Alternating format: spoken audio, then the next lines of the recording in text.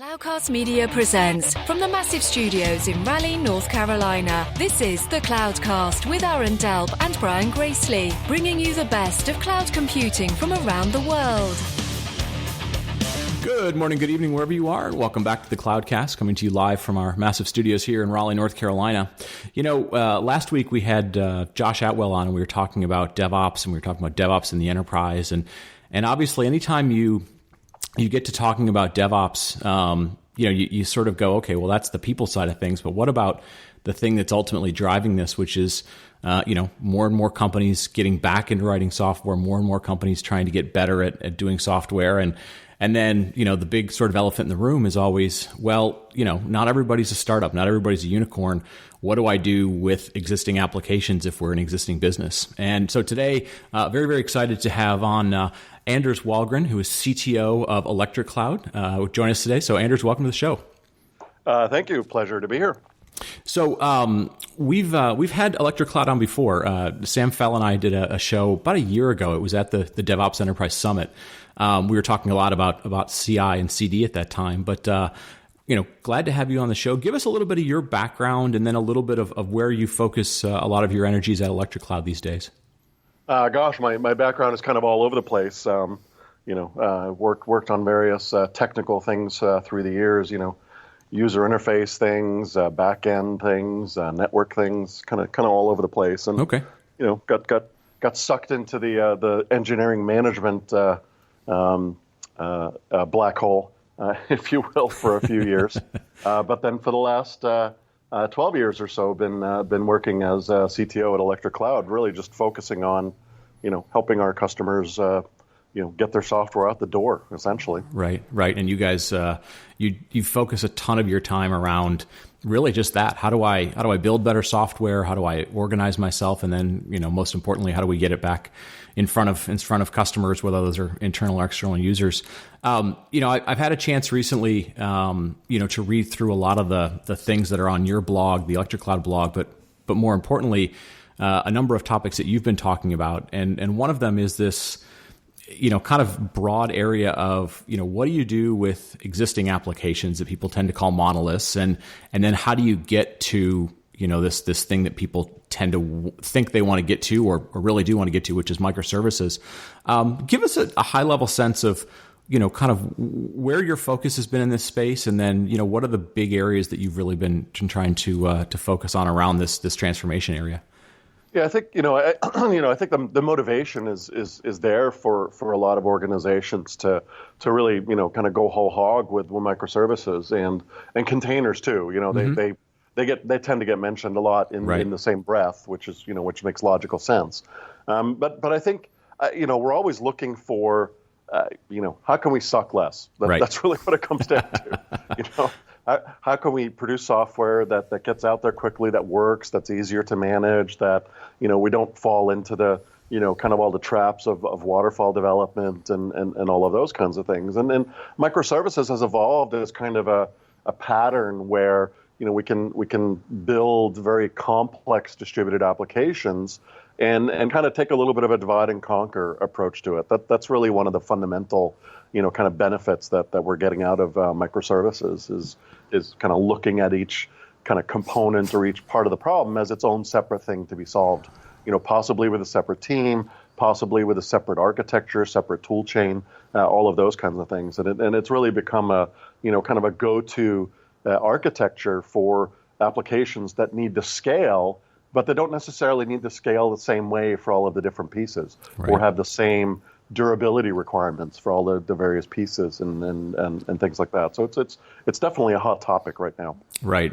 Yeah. And I always sort of use the analogy sometimes with people because if you're talking to a mixed audience, especially, and they don't live every day with some of the technical debt that goes with software, or they haven't necessarily been doing it forever, is just to say, look, every one of you has a smartphone in your pocket for the most part.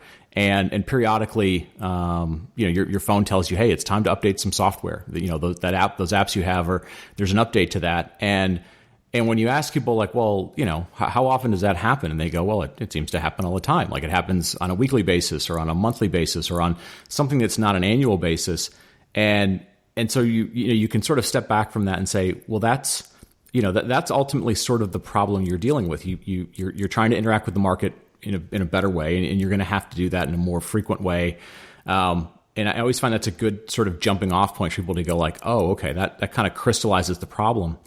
Now, the question that always comes up next is, well, sort of chicken and egg. Do I have to fix my tooling to get there? So sort of the CI pipelines and those sort of things, or do I have to sort of deal with the cultural DevOpsy stuff and reorganizing in two pizza teams? And what do you find in that sort of chicken and egg scenario tends to work better, or are you seeing a pattern emerge in terms of do I evolve the technology? Do I evolve the people? Can you do one without the other?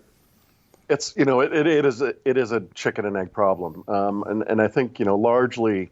The solution kind of, or the approach kind of has to fit the organization that you're in a little bit. But I mean, one thing I'll say very strongly is if you're looking to microservices to kind of decomplicate your life, and you don't already have a lot of things decomplicated, if you will, right. If you're not already good at CI, if you already don't have at least an okay culture to work in, I would say work on that first. Microservices is. I don't want to say it's sort of, it's for advanced people only, but there's a lot of things you have to get right to derive the benefits of microservices. And there's a lot of things that can go wrong and make it more difficult to use if you're using microservices, if you're not good at things like CI or automated testing or monitoring and those kinds of things in production. So it is I hate to sort of call it an advanced technology because that's such a, that's a harsh dividing kind of word, but there are certain things that you kind of have to be good at to really get the benefits of it. So if you're struggling with, manual testing, if you're struggling with unreliable CI builds and those kinds of things, focus on solving those bottlenecks first. Those are probably more serious bottlenecks than whether your software code is actually a monolith or not. Right. I would say.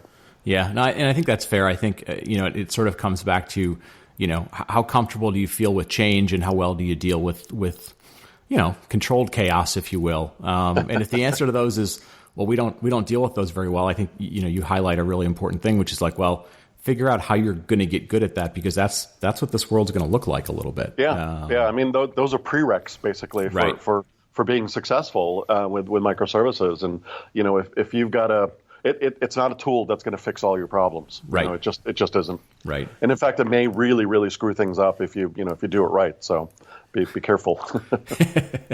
No, that's a good point. Be careful what you ask for. And you don't hear, I mean, I guess the good part about it is you don't necessarily hear as many horror stories of people doing that. But I think a lot of times companies do take that approach, as you said, that you might need a separate organization to at least kind of be the lighthouse for figuring out how are you going to deal with this chaos. And then, they may evolve to become the train the trainer, teach the teacher sort of thing, and bring that back into a broader culture.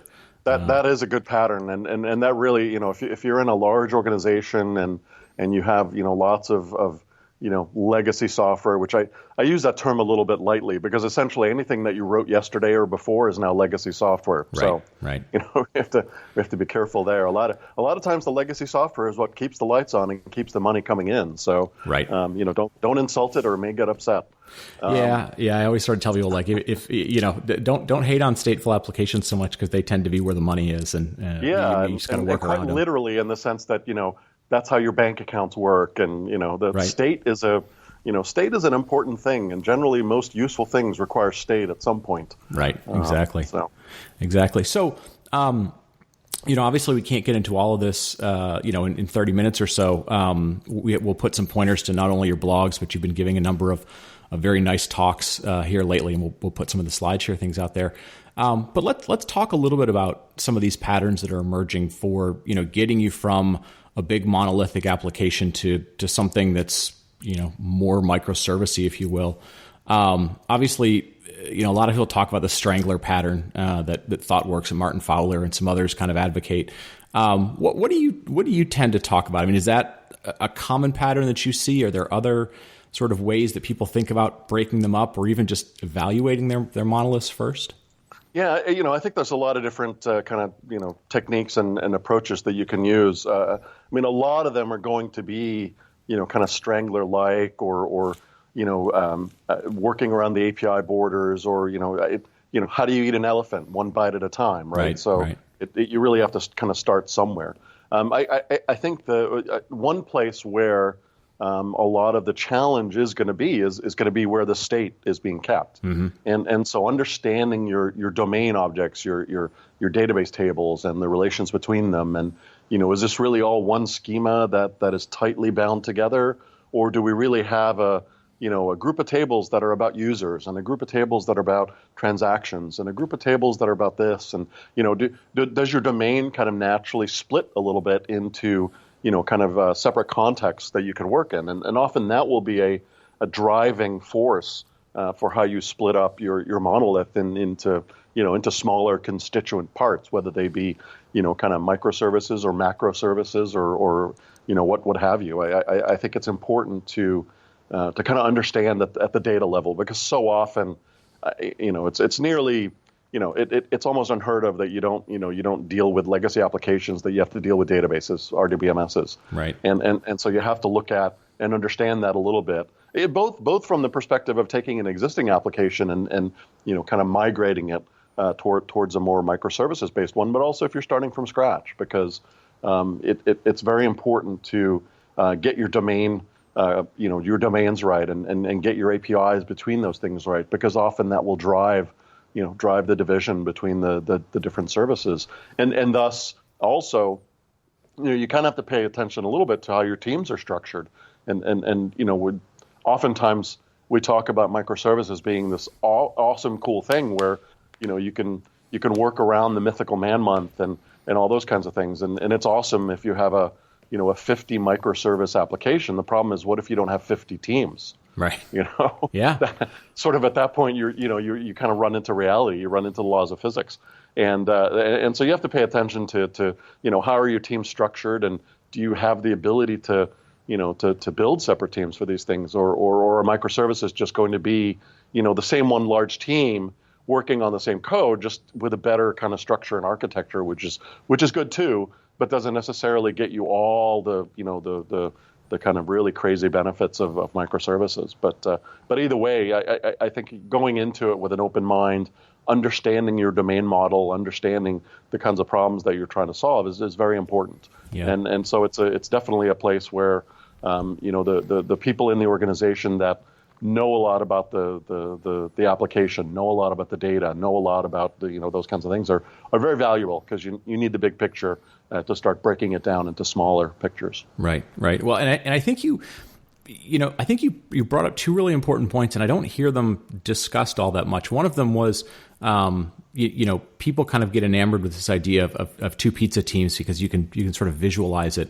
But you're right. If you have 50 microservices, for example, if you're going to componentize your thing that much, does it really make sense to have 50 teams of people working on that, or do you have to logically group them together? Because like you mentioned, I mean, those are going to come with a certain amount of overhead. There's going to be people to manage those teams. There's going to be a certain amount of coordination between those teams, and so I don't know if you need money to pay the teams too. You need money to pay the teams, right? For a small company, it may not even be realistic. Yeah, so I think that's a topic that people should kind of go explore a little bit. The other one that I've never really heard people dive into, but it makes a ton of sense, is this idea that instead of starting with we're gonna focus on a new language or a new application framework, it's like maybe you should be focusing on how are you going to break up that database, and is it even possible? And you don't hear as many people talk about that. They kind of tend to go, well, let's start over here on something new on Mongo, or something new on whatever. But the reality is there's a lot of shops who, that database is gold. It is their, single point of knowledge and everything. I don't hear that very often. I think that's an area that more and more people will probably need to explore, is how do we bring the database team into this? The logistics of what that means. If you're dealing with something like Oracle, who knows what the licensing model would look like to break up a big Oracle database into something smaller. But no, I think that's another excellent area to go explore. it's so frustrating when reality intrudes on our wonderful right. castles in the sky, right? Exactly. Putting a satellite. Another thing you have to think about and kind of at least kind of acknowledge as part of the process is kind of Conway's law. Mm-hmm. The notion that any thing that an organization builds will tend to mirror the structure of that organization. You have 4 teams working on a compiler, you get a 4-phase compiler. Right. If you've got a 6-team kind of organization, you might end up with 6 microservices. Is that the right answer? Right. Who knows? Right. It might actually be the right answer because it's good to be able to dedicate a team to each one, but it might also be the wrong answer because now you're perpetuating the silos and perpetuating the throwing stuff across the fence and flinging code back and forth and those kinds of things. So it is definitely not it's not a silver bullet approach. Right. It's something you got to think about a little bit carefully, and it's difficult because it's just as 10 years ago everybody had to have a cloud strategy and everybody now has to have a container strategy and a this strategy and a that strategy. Sometimes these things can kind of be pushed from above. Right. Hey, I'm the CIO and I went to a conference and this guy talked about how awesome microservices are. Let's do it. And oftentimes that is the road to disaster.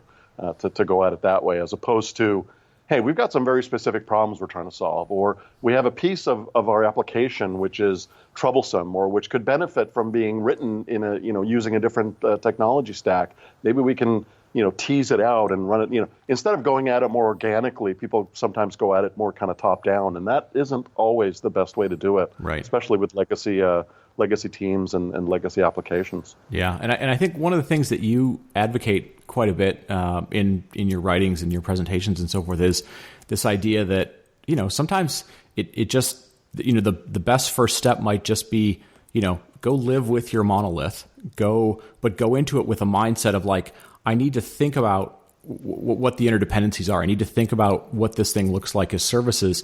And you may very well figure out that there's a good chunk of it that shouldn't change, right? Yeah. And that you can be very successful by only making some small tweaks here and there, and that it isn't an either or all or nothing kind of proposition.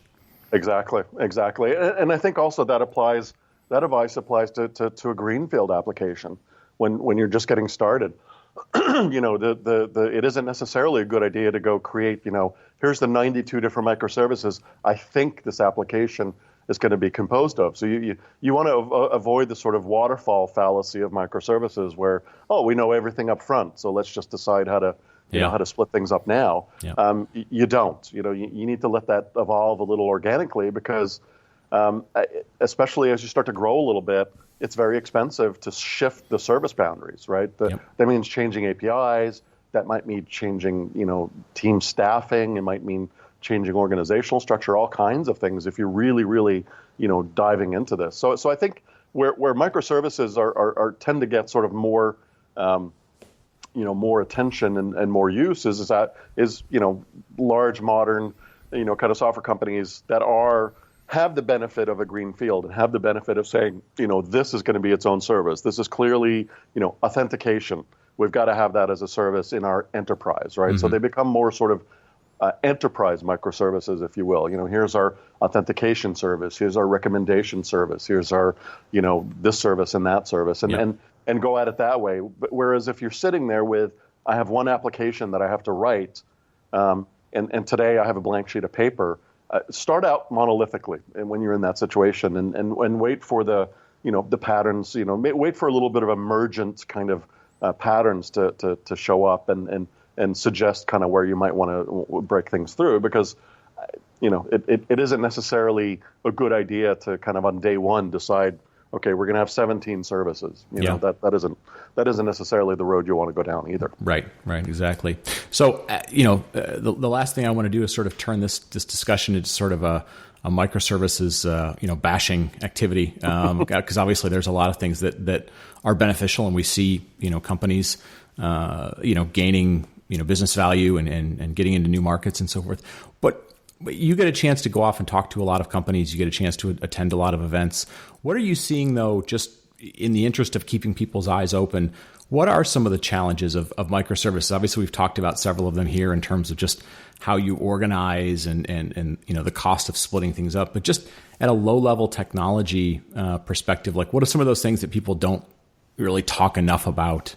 I think one thing, I think one thing you want to pay attention to is what is the deployment footprint of your single service, and what is the technology stack behind that? Because quite frankly, and I'm not bashing WebSphere, for example, but if you require a WebSphere instance with all its doodads and gigaws and footprint for every single microservice, then you're not so micro anymore, and you start to lose a little bit of the benefit that you have in running tons and tons and tons of these services in, say, containers, and having benefiting from the very low overhead that you get of running a process in a container.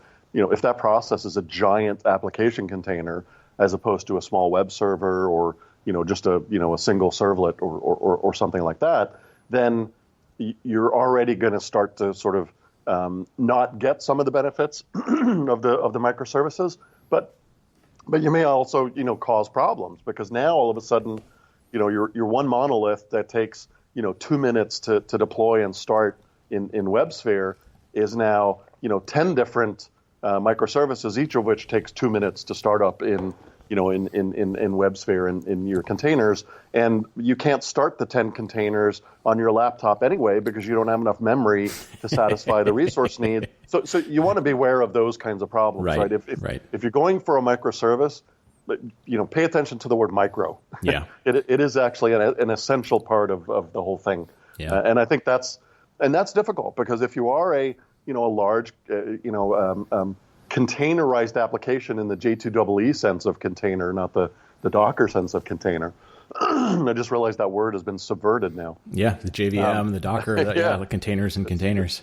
Different kind of containers now. And really, if you it's a little bit like the in Fantasia when the Mickey Mouse character is trying to clean, and so he takes his one big broom and turns it into lots of little brooms, and then they split into smaller brooms, and it's chaos, right? Right. That's the other thing you kind of want to worry about is do I have the technical, organizational, cultural process chops to manage 50 different services, to be able to do logging consistently, to be able to do monitoring consistently.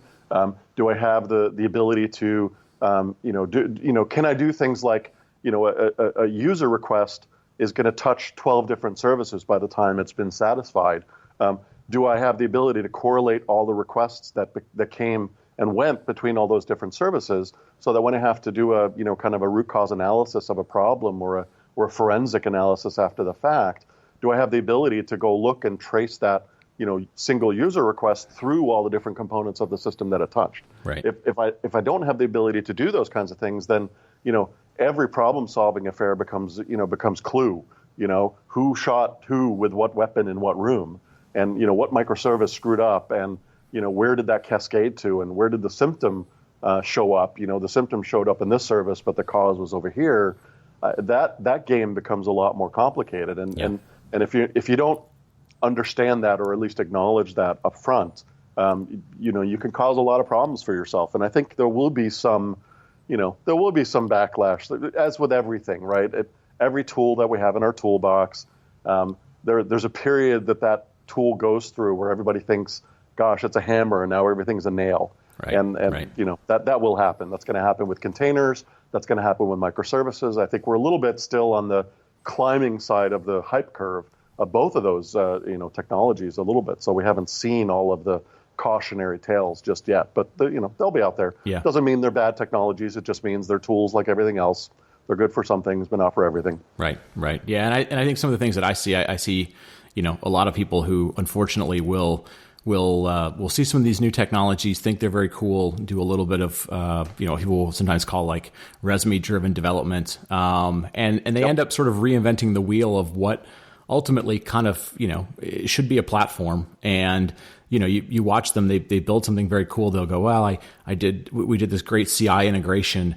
And then 10 minutes later they're talking, they're answering questions, and somebody will say, well, what was the struggle? Well, we're really struggling with logging, just getting logging to work, or figuring out monitoring, or these things. And sometimes you just kind of want to go, there are platforms that exist today that just sort of do that out of the box. I'm not sure, and you kind of want to go again, where are you providing value versus you're just, kind of reinventing the wheel. And I think, like you said, we go through these cycles every time some new shiny technology comes out, and whether it's, VMs in the past or containers now or functions in the future, or whatever it will be. We always have a tendency to sort of forget that, you don't always have to reinvent the wheel completely.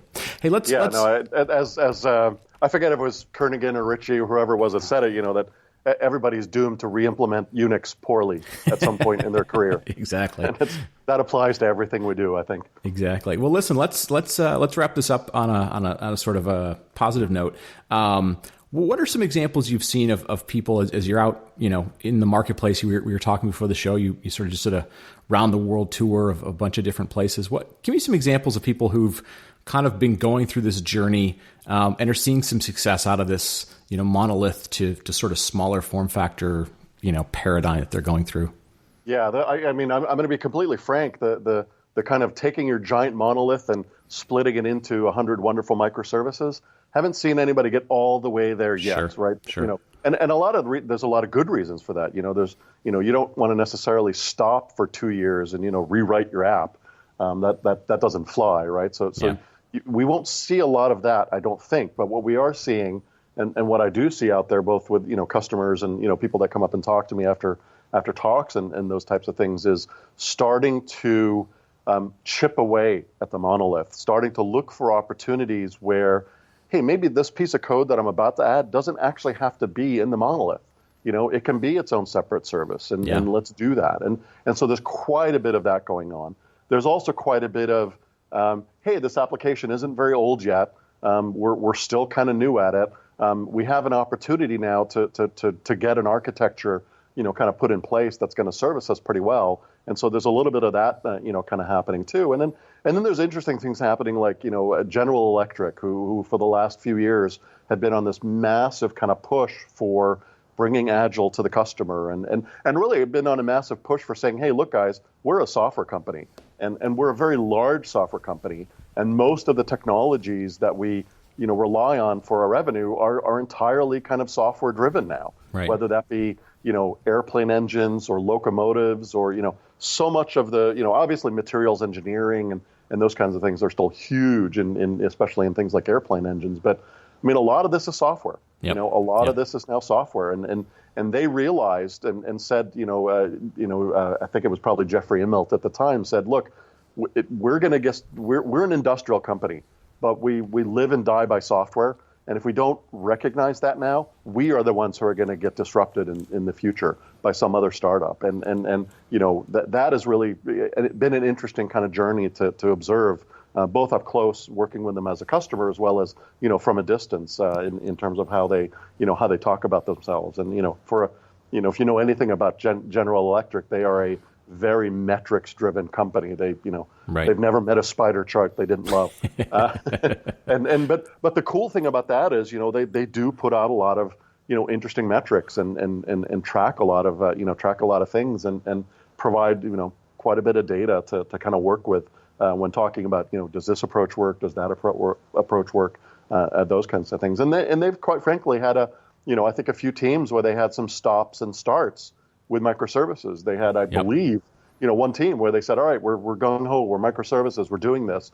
And they got a few weeks or months out of the road and realized, what, that's not our problem. Yeah. Our problem is something else. But they had the maturity to realize that. They had the maturity to realize, hey, this cool new thing we thought we wanted to use and thought would solve our problems, that's not actually the thing that's going to solve our problems. Yeah. And it's kind of cool to see that as well, to say, I know it's the bright, shiny new thing, but I'm going to look away and focus on what the real problem is. And you need to do a little bit of that too. So a little bit of reality has to creep into to the daily events now and again. Yep. No, and I think it aligns to what I see as well, which is there are some basic hygiene things that some of these companies do that ends up being successful, that they sort of do, that aren't going to get them a press release, but it is going out and hiring probably some new development talent, right? Being able to realize they have to start recruiting, and that recruiting effort is highly, highly competitive. And so you're seeing more and more, whether it's, General Electric, it's Capital One, it's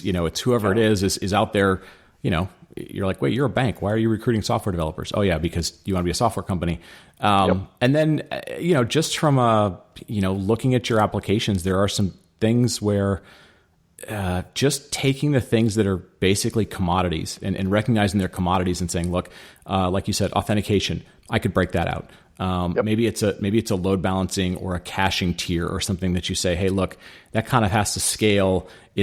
I need it for the application, but I don't really need it bundled in the application. I could probably break. And they're all sort of, commoditized things you can find in open source, program, project for or library for. It's pretty straightforward to break it out from what you're doing, and you're not blowing up the application, and you start to force yourself to go, hey, can I test this? Can I automate it? Can I do those things? And once you've got those muscles built up a little bit, then you can go out and figure out, like you said, how to really attack. Do I change the business? Do I change the software application? Where am I comfortable making changes? Yep. It truly is one of those things, and it drives it drives executives crazy, but it's kind of a true thing, which is a lot of these problems, we don't know how to solve them until we get partway into it. Yeah. And sometimes that partway in is like 25%, 50%, and that's very scary. Right. But it software is not like building bridges. Nope. It really is not. There are not a whole lot of new technologies being invented in building bridges. They're pretty much the same. They've always been. They're prettier. Maybe a few new technologies have emerged. The concrete is better. I don't know, but people that tell me, hey, we build bridges all the time, that's me crazy. It is not at all like building bridges. There's much more new tech. What if every day while you're building your bridge, you're halfway through building your bridge and somebody comes along and says, hey, we invented this cool new thing. Let's build the rest of the bridge using that cool new thing. That would never happen. It just, it's a crazy, crazy world. The physics of bridges is about 700 years old, and the math of software is about 50 years old. So put that in perspective. Yeah. So exactly. Yeah, we're still very new at this. We really, really are. Exactly. Well, listen, cool, Anders. Thank you so much for the time today. I really enjoyed the conversation, folks. Anders, where can people go find out more about what you're doing or what ElectraCloud is doing? You can always check out our blog, blog.electracloud.com. Lots of stuff happening there. We have a every 2-week podcast that we do. Sam Fell and I do with called C9D9 Continuous Discussions, where we talk about Agile, CD, DevOps, all of those things. And luckily, it's not just Sam and I talking. We every time have we have a panel of people and just talk for an hour on a Google Hangout. So that's another way to kind of get into it. And there's a ton of those on the website as well. So awesome. Plenty of material out there to discover this stuff with. Awesome. We will get those in the show notes, folks. Thanks so much for listening. For Aaron and Anders, thanks so much, and we will talk to you again soon. Thank you for listening to the Cloudcast. Please visit thecloudcast.net to find more shows, show notes, videos, and everything social media.